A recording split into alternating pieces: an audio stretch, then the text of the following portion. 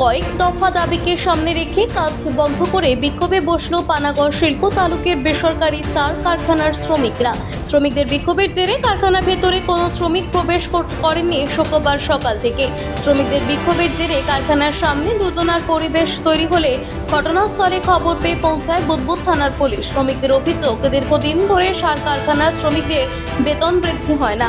এছাড়াও কারখানার ভেতরে যে ক্যান্টিন রয়েছে সেই ক্যান্টিনে খাবার খেতে গেলে কোনো শ্রমিককে অতিরিক্ত খাবার খেতে দেওয়া হয় না। এছাড়াও কারখানায় কাজ করতে গেলে শ্রমিকদের সুরক্ষার বিষয়ে যেটুকু সরঞ্জামের দরকার তাও তারা পায় না বলে অভিযোগ।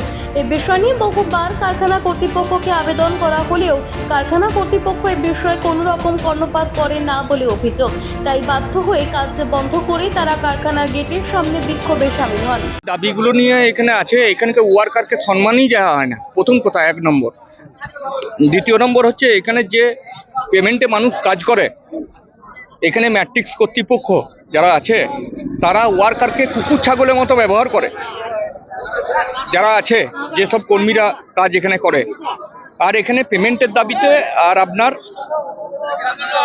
বোনাসের দাবিতে এখানে এই আন্দোলন আমাদের প্রতিনিয়ত চলে, কিন্তু কোনোদিন কোনো প্রতিফলন দেখা যায়নি।